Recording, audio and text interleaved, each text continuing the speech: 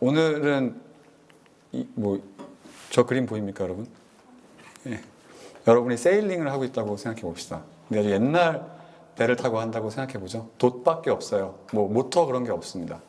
근데 여러분들이 이렇게 대여섯 명과 함께 저는 배를 타고 가고 있는데 갑자기 폭풍이 불기 시작한 거죠. 바다 한가운데서 폭풍이 불기 시작했습니다. 어떻게 여러분들은 살아남을 수 있을까요? 저도 모르죠. 근데 여러분들의 창의적인 정답을 듣고 싶습니다. 앞뒤장으로 한번 이렇게 나침반도 없었죠? 저 때 나침반도 없었어요. 나침반도 없습니다. 보시죠, 그렇죠?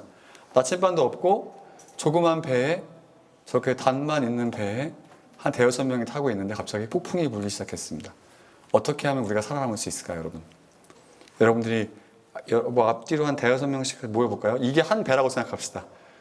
과연 누가 정답을 찾는지 한번 보겠습니다. 그래서 한번 제가 5분 드릴게요. 어떻게 하면 우리가 이 바다에서 폭풍을 만났을 때 나침반도 없지만 살아남을 수 있을까?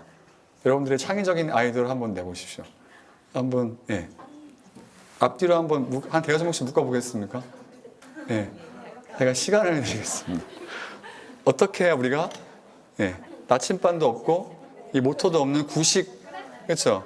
돛 달린 배에서 폭풍을 만났을 때 살아남을 수 있을까?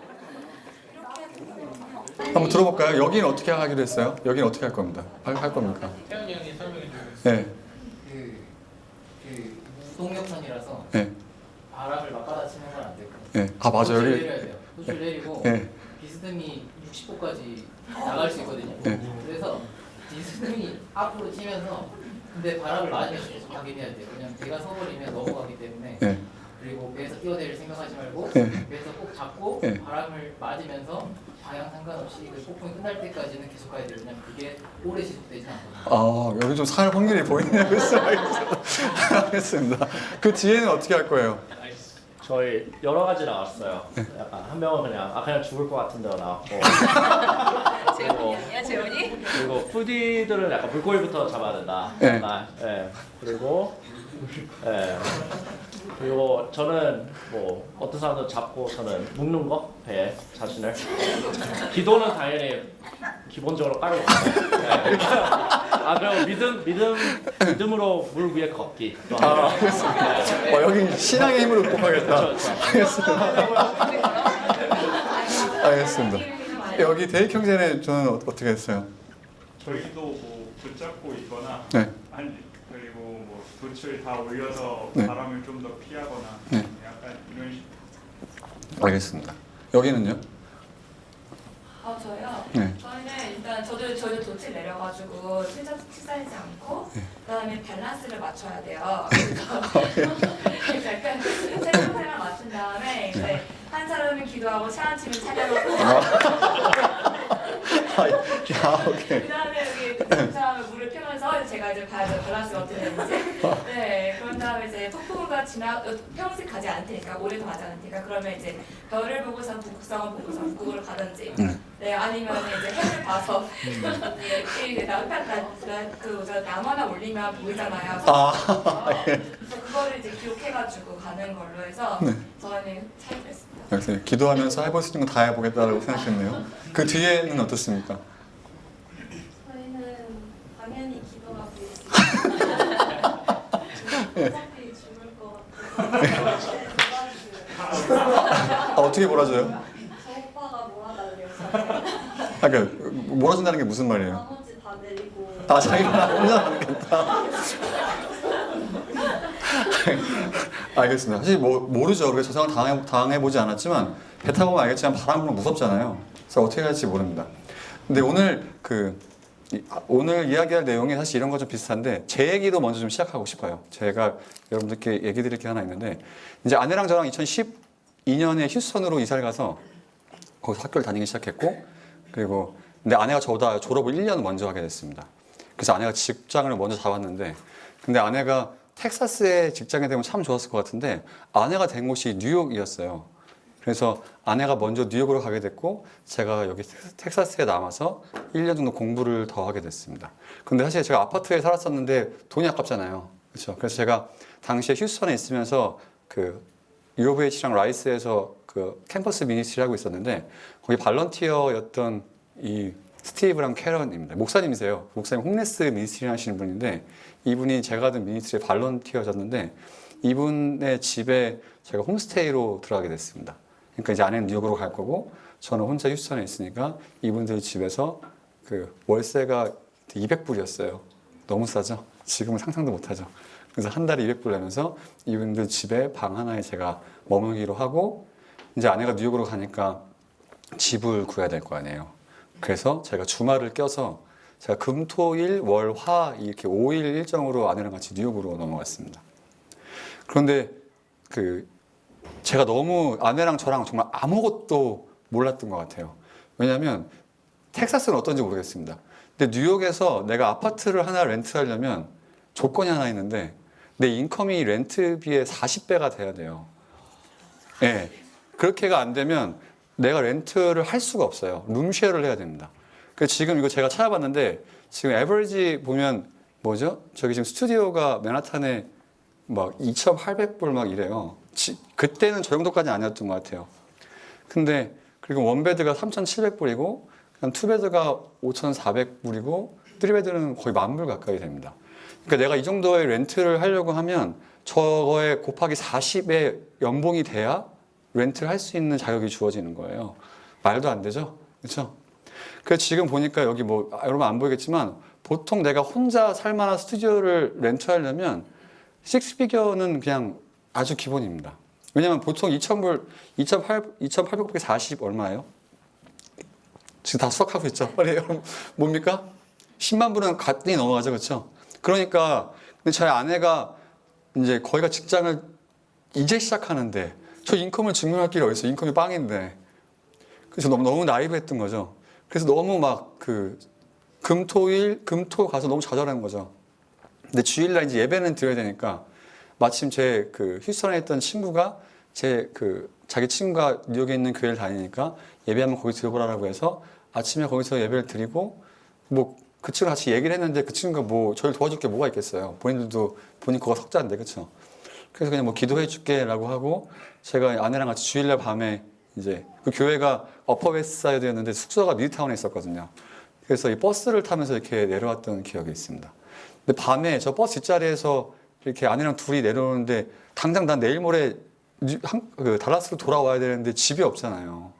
그러니까 막 너무 하나님이 원망스러운 거예요. 하나님 우리가 기도해서 아내가 직장에 여기가 됐고 그리고 하나님 뜻이라고 해서 여기까지 왔는데 하나님 진짜 집도 하나씩 못 구하게 생겼는데 어떡하죠? 라고 하면서 막 그 밤에 아내와 함께 하나님 도와주세요라고 기도하면서 내려왔지만 마음이 굉장히 좀 무겁고 힘들었던 경험이 있습니다. 그리고 저는 이제 주일날 돌아오는데 월요일고 화요일 되면 이제 학교에 돌아와야 됐어요. 근데 정해진 게 정말 아무것도 없는 거죠. 그리고 아내를 혼자 두고 가야 되는데 너무 불안한 거예요. 막 어떡하지? 아내는 혼자 살아본 적이 없거든요. 그러니까 내가 지금 결혼해서 아내를 책임진다고 하고 미국에 데리고 왔는데 아내 혼자 이 뉴욕에 막 이 정글 같은 이 도시에 혼자 남겨두고 오자니까 마음이 너무 안 좋았습니다. 그런데 비단 저 말고 여러분도 이런 경험이 있을 거라고 생각해요. 맞지 않습니까, 여러분?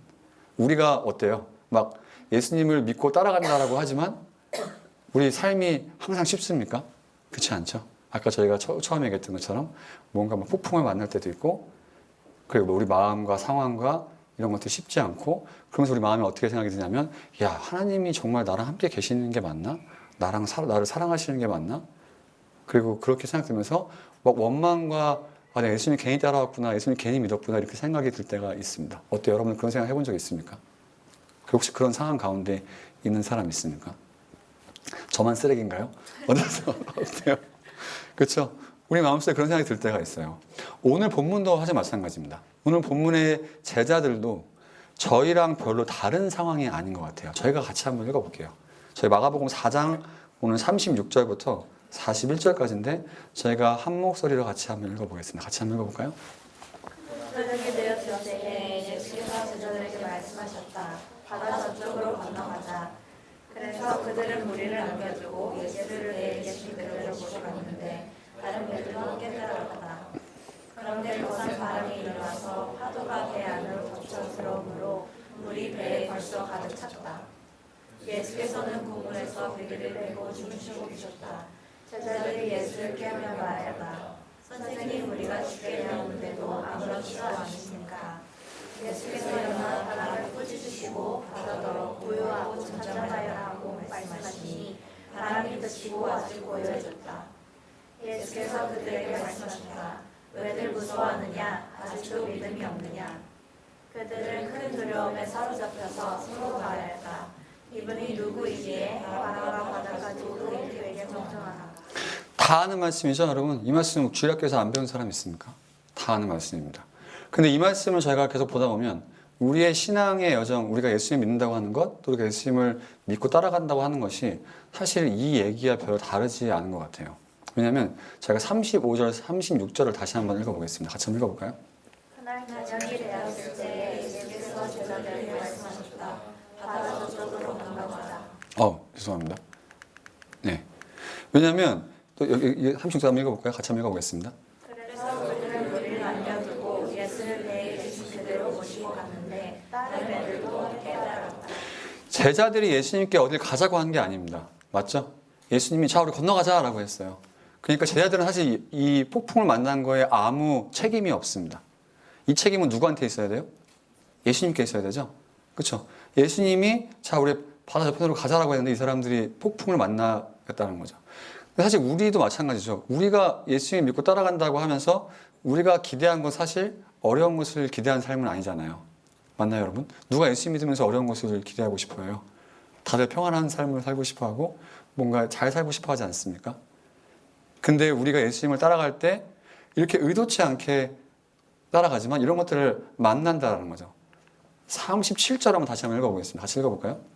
그때 큰 사람이 일어나서 파도가 배 안으로 덮쳐 들어오므로 우리 배에 벌써 가득 찼다. 이것도 저희 생각으로 이해가 잘 안 가잖아요. 예수님이 가자고 했고 예수님이랑 배를 같이 타고 가면 뭔가 평안하게 잘해서 갑자기 빨리 도착했다. 바람에 순풍이 불어서 더 잘 도착했다. 이럴 것 같은데 뭐라고 합니까? 거센 바람이 일어나서 파도에 배 안으로 덮쳐 들어오고 물이 배에 벌써 가득 찼다라고 하는 거죠. 이게 우리 현실을 너무나 잘 보여줍니다. 예수님 믿으면 뭐가 잘 될 것 같고 뭔가 평안한 삶을 살 것 같은데 성경은 그렇게 얘기하지 않는 것 같아요. 너네가 예수님을 따라갈 때 이런 어려움들이 우리에게 분명히 있을 거라고 이야기합니다. 똑같죠? 우리 사람들보다 다르지 않은 것 같아요. 38절 한번 볼까요? 같이 한번 읽어보겠습니다. 예수께서는 공간에서 베개를 메고 주무시고 계셨다. 제자들이 예수를 깨우며 말하였다. 선생님, 우리가 죽게 되었는데도 아무렇지도 않으십니까? 또 이것도 우리 마음과 똑같죠. 우리가 막 문제가 닥치고 어려우면 어떻게 해요? 예수님께 막 기도합니다. 도와달라고 막 기도하죠. 근데 예수님이 우리가 기도하면 짠! 하고 문제를 해결해 주십니까? 그렇죠. 그러면 우리가 예수님께 실망할 필요가 뭐가 있습니까? 그리고 이 사람들이 당했던 폭풍이 되게 컸나 봐요. 왜냐하면 제자들은 베드로가 직업이 뭐였죠? 어부였죠. 그렇죠? 그러니까 어부였으니까 배에서 폭풍을 만나본 적이 많을 겁니다. 그런데 그 폭풍이 굉장히 컸나 봐요. 베드로가 경험한 것보다 훨씬 컸던 것 같습니다. 너무 당황했던 것 같아요. 그래서 어떻게 합니까? 예수님께 근데 예수님이 어떻게 하고 계세요? 예수님이 자고 계세요. 막 같이 물을 퍼내는 것도 아니고 그냥 주무시고 계십니다. 근데 우리가 이렇게 느낄 때가 많잖아요. 야, 내가 지금 이렇게 죽겠는데 예수님은 뭐 하시나? 내가 당장 이렇게 어렵고 힘들고 마음이 너무 괴롭고 너무나 괴로운 상황에 있는데 야, 내가 이렇게 예수님께 기도하고 해도 예수님이 아무것도 안 해주시네 라고 생각해 본 적 없습니까, 여러분? 저만 쓰레기인가요? 어떻습니까? 그런 적 있죠? 그리고 우리가 그때 어떻게 해요? 이 제자들처럼 예수님 나한테 어떻게 이러실 수 있죠? 나한테 어떻게 가만히 계시고 나한테 이런 문제를 주시고 왜 아무것도 안 하고 계실 수가 있죠? 라는 원망이 우리 마음에 들어오는 것도 마찬가지예요. 그런데 예수님께서 어떻게 하시는지 한번 보겠습니다. 39절 한번 읽어볼까요? 예수께서 일어나 바람을 꾸짖으시고 바다더러 고요하고 잠잠하여라 하고 말씀하시니 바람이 그치고 아주 고요해졌다. 네, 예수님께서 어떻게 하십니까? 일어나서 그냥 바다에 조용해라 라고 하니까 바람이 그치고 아주 조용해졌습니다. 예수님이 명령하니까 그냥 딱 자연히 순종한 것 같아요. 그러면서 예수님께서 말씀하시는 게 너무 재밌습니다. 같이 한번 읽어볼까요? 예수께서 그들에게 말씀하셨다. 왜들 무서워하느냐? 아직도 믿음이 없느냐? 어떤 믿음일까요? 예수님께서 믿음과 두려움을 이렇게 연결시키신 것을 볼 수 있습니다. 뭐죠? 두려워하는 것과 예수님에 대한 믿음이 있다는 것이 다른 것처럼 말씀하세요. 이 두 개가 같이 갈 수 없는 것처럼 말씀하십니다. 그러면 도대체 예수님을 믿는다는 것이 어떤 믿음일까요, 여러분? 41절 한번 볼까요? 읽어보겠습니다. 그 두려움에서 서로 말하였다. 이분이 누구시에 사람과 같아가지고 그에게 복종하는가. 제자들은 아직도 예수님이 누구신지를 모르는 것 같습니다. 맞죠? 예수님이 하나님의 아들이고 받아도 순종할 수 있게 만드시는 분이라는 걸 모르는 것 같아요. 근데 여러분 이 내용을 다 알겠죠? 이 내용이 우리랑 어떤 상관이 있을까요, 여러분?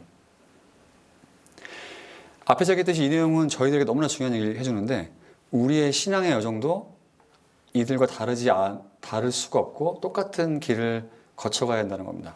그래서 구체적으로 얘기하면 예수님을 따라가다 보면 분명히 어려움을 만나는 건 맞는 것 같아요. 제가 여러분들한테 예수님 믿으면 여러분들의 모든 일이 잘 되고 편안한 삶을 살 겁니다라고 성경이 얘기하지 않습니다. 이런 어려움과 고통과 힘듦은 예수 믿는 사람은 다 거쳐야 되는 거라고 이야기해요.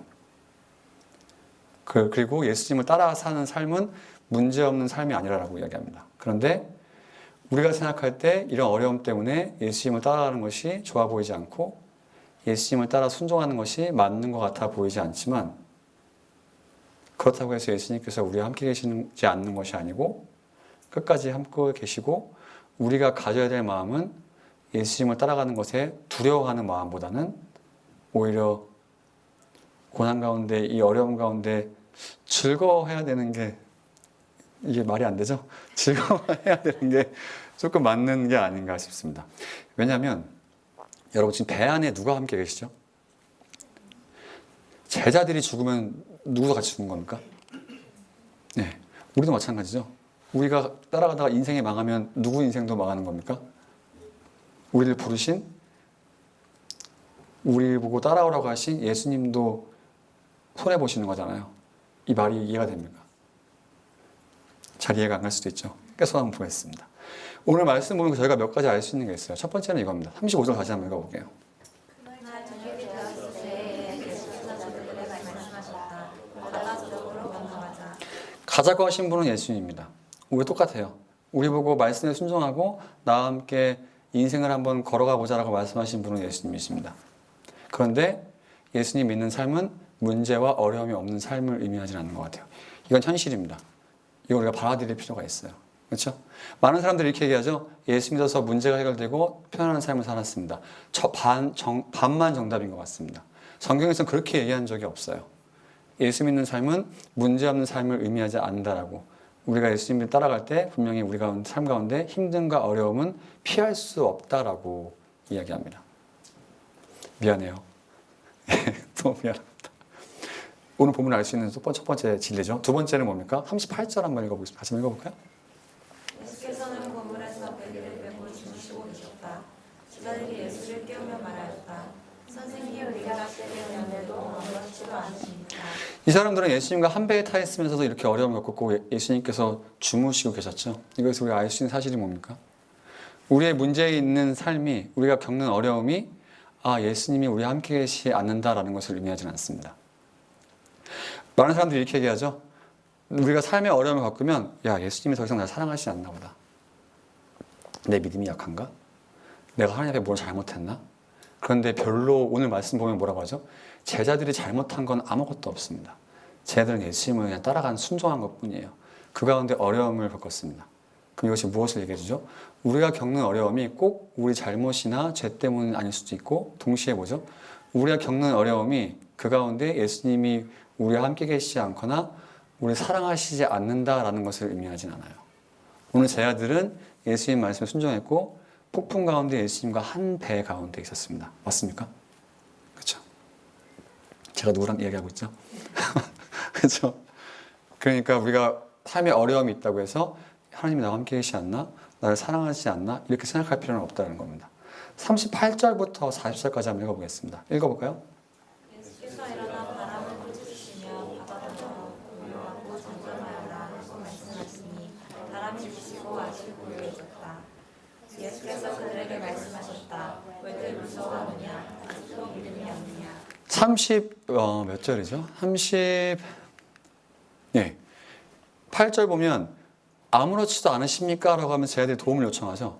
제자들이 예수님께 어떤 도움을 원했을까요?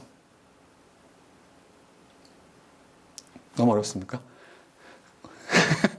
제자들이 예수님 원망하는 거잖아요. 예수님, 우리가 지금 폭풍 만에 죽게 생겼는데 예수님 왜 주무시고 아무것도 안 하십니까? 그럼 뭐라도 해주십시오라고 했을 때 제자들이 뭘 기대했을까요? 예수님, 우리랑 같이 물에 있는 배를 풉시다. 그러니까 배에 있는 물을 퍼냅시다. 아니면 예수님, 제가 너무 불안하니까 제 손을 잡아주십시오. 이렇게 이모셔널 서포트 해주십시오. 이랬을까요? 제자들이 기대했던 건 예수님이 말씀으로 고요하라고 잠잠하게 하시라고 상상도 못했을 것 같아요. 맞습니까? 맞죠? 놀라잖아요, 제자들이. 이것이 우리에게 무엇을 이야기합니까, 여러분? 우리는 우리 상식이 너무나 크다고 생각하지만 우리는 때로 우리 문제 가운데 정답이 뭔지 모를 때가 많습니다. 우리는 뭔가 삶의 문제가 어렵게 닥치면 우리가 생각하는 정답과 해답이 있어요. 그런데 오늘 제자들이 요구했던 거 뭘 것 같아요? 기껏해야 손잡아 주십시오. 물 같이 풀까요? 아니면 놀아서 같이 칩시다. 이거였겠지만 예수님은 이들의 기대와 그런 상식을 전혀 뛰어넘는 분이십니다. 우리도 똑같은 것 같아요. 우리가 당면한 문제에 대해서 우리가 정답이 이거 같고 이렇게 돼야 될 것 같지만 막상 예수님이 보실 때는 우리의 상식과 우리의 기대를 뛰어넘는 정답을 알고 계실 확률이 더 높습니다. 여러분의 문제와 지금 한번 생각해 보면 좋을 것 같아요. 마지막 40절도 한번 볼까요? 같이 읽어보겠습니다. 예수께서 그들에게 말씀하셨다. 왜 무서워하느냐? 아직도 믿음이 없느냐? 무슨 믿음입니까? 내가 누구인지 아는 믿음이 없냐라는 거죠. 내가 누구인지 알고 내가 너네랑 같이 배를 타고 있다는 사실을 안다면 너네가 폭풍 가운데 두려워할 이유가 아무것도 없을 텐데. 그렇죠? 그런데 두려움을 우리를 어떻게 만듭니까? 두려움은 자꾸 우리로 하여금 예수님이 누구신지를 계속 까먹게 만드는 것 같습니다. 우리가 믿는 분이 누구고 우리가 따라가는 분이 누구인지를 계속 까먹게 만드는 것 같아요. 그래서 어떻게 하죠? 우리로 하여금 예수님을 계속 믿지 못하게 만들죠. 야, 예수 믿어서 뭐 인생이 피겠냐? 잘 될 것 같아? 예수님 뭐 정말 힘이 있을 것 같아? 그 시간에 네가 뭐죠? 뭔가 더 열심히 하고 기도할 시간에 네가 예수님을 신뢰할 시간에 밖에 나가서 네 힘으로 뭔가 더 하는 게 좋을걸? 다 정신이 약하고 사회에서 아무것도 못하는 사람들이 기도하고 예수님 믿는 거야. 그 정신 승리하는 거야 라고 이야기할 겁니다. 그러면서 우리를 두렵게 만들죠. 문제를 더 커 보이게 만들고. 근데 예수님에게는 이 문제는 뭐예요? 예수님이 단 한마디 말만 하시면 끝내는 문제입니다. 그런데 자꾸 두려움으로 하여금 신뢰를 못하게 만든다는 거죠. 4번을 보면 여러분, 우리가 이 말씀 어디서 본 적이 있습니다. 언제 봤죠? 몇 주 전에 예수님께서 비유로 4장에서 앞부분에서 비유를 두시면서 뭐라고 했어요? 농부가 씨를 뿌리는데 열매가 자라지 못하는 이유가 뭐라고 했습니까? 같이 한번 읽어볼까요? 같이 읽어보겠습니다. 흙밭에 떨어지는 것들이 아니라 사람이라. 그들의 말씀을 들으면 곧 기쁘게 받아들이는 하지만 우리도 그렇죠? 야, 역시 예수님 따라가 봐야지, 믿어봐야지라고 하지만 계속 읽어보겠습니다. 그들 속에 뿌리가 없어서 오래가지 못하고 그 말씀 때문에 환난이나 박해가 일어나면 곧 절멸하십니다. 오늘 말씀에 제가 드리죠? 그렇죠? 폭풍을 따라가다가 갑자기 어려워지니까 도대체 예수님 뭐 하는 겁니까? 라고 원망합니다. 또 한번 읽어볼까요? 가시덤불 속에 뿌려주신 것들이랑 달리 이런 사람들이 많은데 그들은 말씀을 듣기는 하지만 세상의 염려와 죄의 유혹과 그 밖에 다른 일에 욕심이 들어와 말씀을 막아서 열매를 맺지 못한다. 똑같은 말씀이죠? 세상 살면서 염려가 많잖아요. 그러니까 어떻게 하죠? 야, 이 예수 안 되겠다. 내 방법대로 빨리 찾아봐야지. 오늘 제 아들이 이 말씀에 아주 스테레오 타입을 잘 보여주고 있습니다. 맞습니까? 마지막은 뭘까요? 41절 한번 읽어보겠습니다. 그들은 큰 두려움에 사로잡혀서 서로 말하였다. 이분이 누구이에 바람과 바다까지도 그에게 걱정한다. 정신 나간 거죠? 미안합니다. 근데 맞죠? 예수님이 말을 해서 바다가 멈췄으면 야, 예수님 이런 분이구나라는 걸 알아야 되는데 제 아들은 뭐라고 하죠? 야, 도대체 예수님이 누구길래 바람과 바다가 순종할까? 아직도 예수님이 누구신지 제자들이 이해를 못한 것 같습니다. 근데 우리 똑같을 거예요. 우리가 어떻습니까? 우리는 예수님이 문제 해결만 하시는 분이라고 생각할 때가 참 많아요. 그런데 예수님이 우리의 삶에 개입하시고 문제를 해결하실 땐 그걸 통해서 내가 누구인지 더 알려주기 원하실 때도 많이 있습니다. 제자들에게 예수님께서 알려주기 원했던 사실이 뭐예요? 나는 바람도 파도도 잠잠하게 할 수 있는 분. 제 구약 성경을 보면 바람과 바다는 혼돈을 의미합니다. 혼돈을 잠잠케 하실 분은 하나님밖에 없다라고 성경에서 계속 이야기해요. 제자들이 이 말씀을 기억하고 이 기적을 봤다면 예수님이 누구인지 알았을까요? 하나님의 아들이구나. 바로 알았겠죠. 그런데 뭐라고 하죠? 야, 예수님이 누구시냐? 이렇게 물어보고 있는 건 아직도 이해가 없다는 겁니다. 근데 우리 똑같아요. 우리도 삶의 여러 가지 일을 경험하면서 예수님께 문제 해결을 받기도 하고 여러 가지 경험들을 하지만 그 경험 자체에 집중하지 이걸 통해서 예수님이 도대체 나에게 원하시는 것이 뭘까? 나에게 더 알게 하시는 것이 뭘까? 예수님이 누구실까? 별로 관심을 갖지 않을 때가 많이 있습니다. 여러분은 어떤 것 같으세요? 여러분이 지금 당면한 문제를 어떻게 해결하고 싶으십니까? 우리의 여정이 이렇다는 거죠. 제 뉴욕 이야기가 어떻게 끝났을 것 같으세요, 여러분? 어떻게 끝났을까요? 여러분이 볼 때 저한테 해결책이 뭐였을까요? 내가 사채라도 끌어와서 해서 그런 생각했습니다. 어떻게 생각했냐면 정말 한국에 얘기해서 너무 죄송하지만 부모님께서 좀 돈을 빌려서 어떻게 아내가 좀 할 수 있게 돈을 그러니까 집을 어떻게 좀 구했어야 됐나? 막 이런 생각을 너무나 많이 했어요. 여러분 어떻게 이 문제가 해결됐을까요?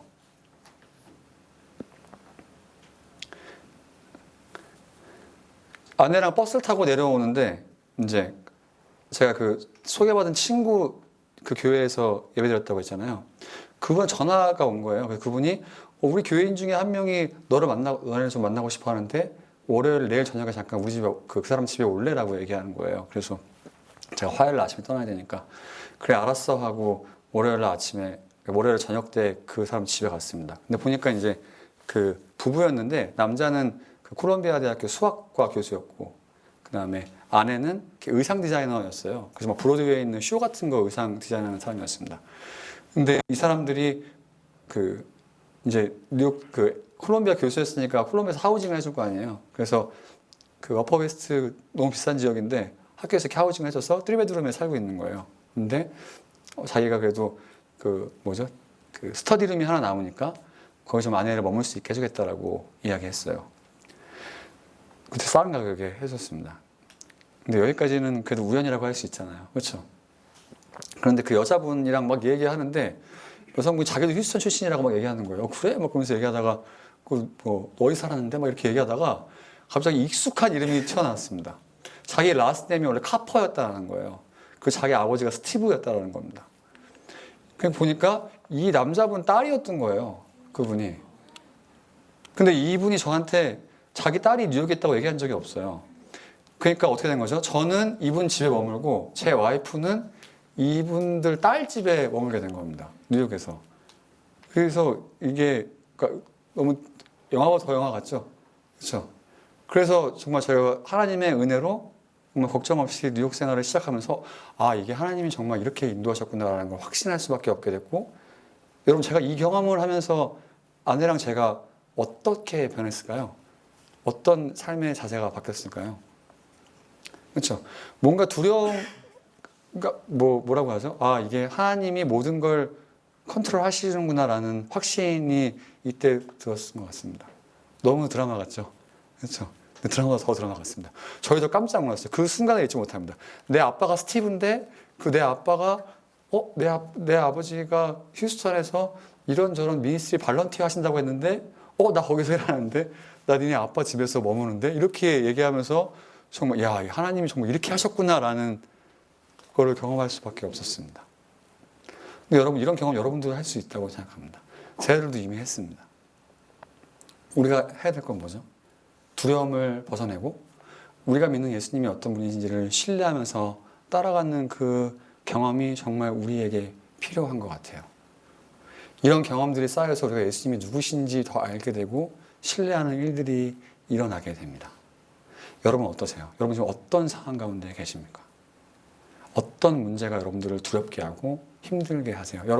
여러분의 미안해요. 속어로 써서 미안합니다. 우리가 아무리 짱구를 굴려봤자 우리한테 나오는 대답은 뭡니까? 돛을 열심히 젓든가 물을 퍼내든가. 대형제 정답 받을 수 있어요. 미안해요. 아니면 저처럼 어머니께 돈을 끌어와서 어떻게 땜빵할 생각하든가. 이거밖에 없습니다. 그런데 하나님이 개입하셔서 하나님이 한번 딱 클릭하시니까 우리가 상상한 이상으로 우리 문제를 해결하시고 본인이 누구신지 너무나 잘 보여주시는 것 같아요. 그럼 우리가 가져야 될 마음은 뭐죠? 두려움을 내려놓고 기쁘게 예수님을 신뢰할 만한 그런 마음을 가져도 괜찮지 않겠습니까? 잠깐 좀 기도합시다. 여러분 어때요?